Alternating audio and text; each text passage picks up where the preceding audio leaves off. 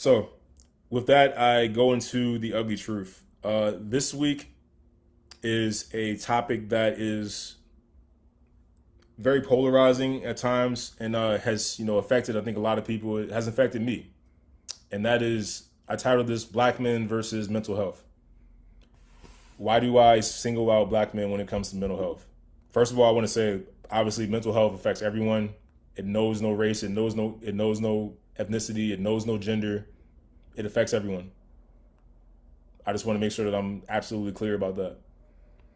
But the reason I'm highlighting black men today because recently I saw the great Stephen A. Smith get on CNN or MSNBC and really just open up about his mental health struggles, about what happened when he lost his mother, what happened when he lost his brother in a car accident recently.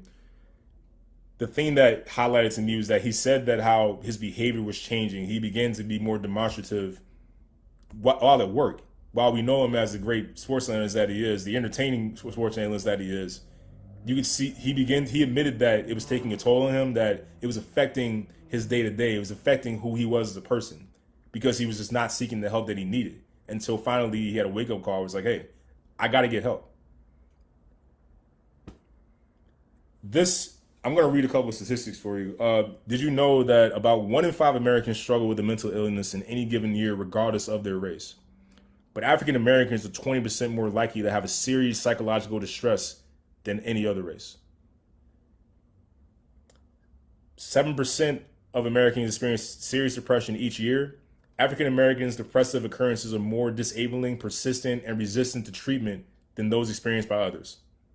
Suicide is also the third leading cause of death among African Americans from ages 15 to 24. African American men are 4 times more likely to die by suicide than African American women are.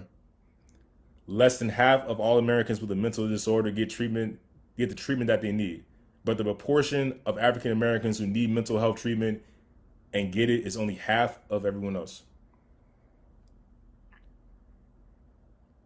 This is something that has affected me personally. This is something that has affected I think at some point it's affected everyone.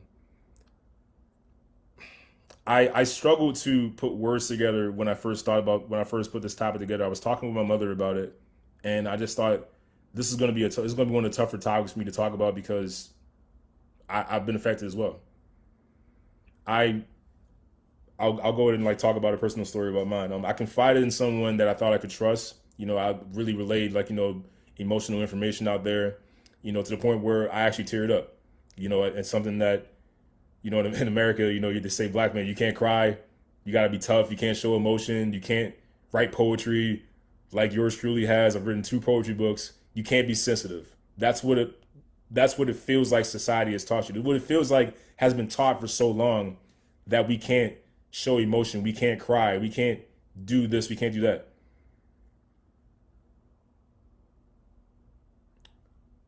We have to stop this. We have to stop this war between black men and mental health because it's destroying black men. It's a war that black men are not winning, have not been winning for a very long time, and continue to try to fight it. It's a war that is unnecessary. And it's not just other men worried about, it's not just black men worrying about the guys, like, saying, I don't want the guys to know I'm in therapy. I don't want the guys to think something's wrong with me. I don't want the guys to look at me thinking like I'm looking at me differently. But it's also the women in our lives. Sometimes we were dating, and sometimes there's women in your life that will use that information to expose you. That is exactly what happened to me. When I cried and confided in this person, she ended up using that information against me in a public setting, because she got upset about something that was irrelevant. She ended up blurting out everything I said. She told everyone in the room that I cried. It was one of the more damaging and embarrassing moments in my life that while I've forgiven her, I'll never forget that because it was just that much of a damaging experience. And it made me not be able to trust anyone. Now, now that I'm older and that I've learned from that situation, it just like I learned not to be so naive with who I trust. But when I was younger, after it first happened, I didn't trust anybody. I had a hard time opening up to anybody because of what happened. There were a lot of things that were going on with me on top of that happening. So when I did that, And when that moment happened, I remember freezing. I remember not knowing what to say. I remember like hearing whispers, in the background, and just kind of not knowing what else to say but to walk away. And that was hard. It was really, like I said, really damaging. I couldn't believe that somebody that I confided in, someone I thought I could trust, someone that I was having a connection with, would go ahead and do something crazy like that. We struggle with opening up. We struggle with venting because sometimes there are friends that people will say your girlfriend, or someone that you feel close with. They'll say that they want you to open up. They want you to vent. But then you actually do it and you feel like a shift in energy. You feel that, okay, they say this, but really they don't really want me to keep venting. This is like a one-time thing. I can't really do this more than once, or I got to control what I say. That's not venting. Venting means that what's on your chest, what's on your mind, you should be able to talk about that freely and openly to figure out how to deal with it. Sometimes we can't do it by ourselves. And we have to stop this thing where black men have to be tough. We have to conceal everything. We have to put on a face and act like we're all right. We're okay. I'm good. I'm all right. Sometimes we're not good. As a person who has gone through therapy, I learned things about me that I'm not okay. Things that I've since worked on since I've been in therapy, things that I've addressed and everything, obviously, but we have to stop this notion that going to therapy is a bad thing. We have to stop this notion that saying that I need help as a black man is a problem. It's courage to say that you need a problem. I'm sorry. It's courage to say that I have a problem, I need help. That's courage. Because you're choosing yourself. You're choosing your health. You're choosing your well-being to the point where it's not smart to be this I'm all right. It's not smart. You're just ignoring the things that you need. And that's been generated by teaching. That's been generated by what we see on TV, social media. It's been generated by friends. It's been generated by significant others at times, quite frankly, because that's the cold reality. It's been generated by people that we think are close to us. They don't make guys like me feel like it's okay.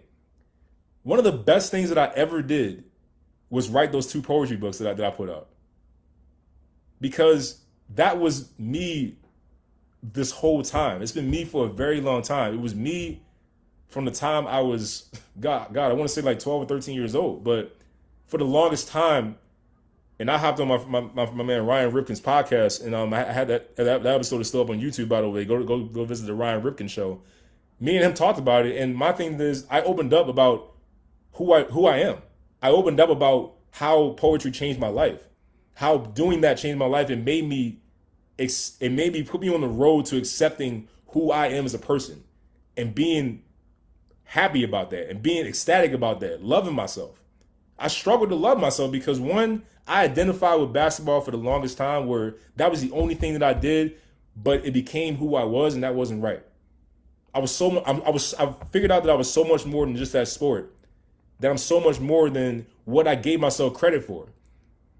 A lot of it was me hiding because I was afraid of what how people would look at me.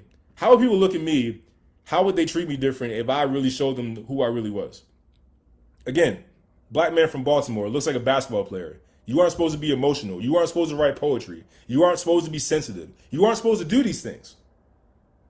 And I heard those loud noises for a very long time, and I chose to listen. I chose to ignore me. But my therapy and my awakening came from when I wrote everything down, and I finally said, you know what?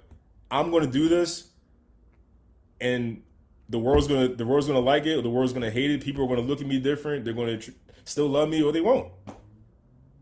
And I gotta tell you, it was the best thing I ever did. It was so freeing. It was like a weight was lifted off my shoulders. The biggest weight was lifted off my shoulders because I was accepting myself. The goofy guy that, if you go to my Instagram page right now, you'll see the videos of me being goofy and doing crazy stuff with videos. Yeah, it's probably gonna seem weird to a lot of people. So what?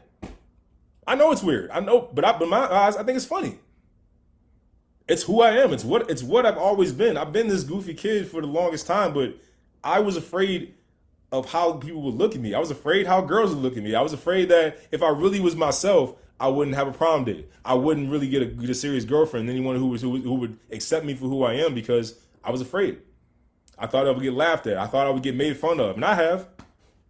Look, man, look, I got exposed, like, I didn't want to say exposed, but like, just because I was being myself to somebody and I tried to make a play one time with a girl, I found out later that I'm the subject of discussion on like a girl's group chat, making fun of me, laughing at me, talking about all this stuff about, oh, he's so being all emotional, sensitive, and all that stuff.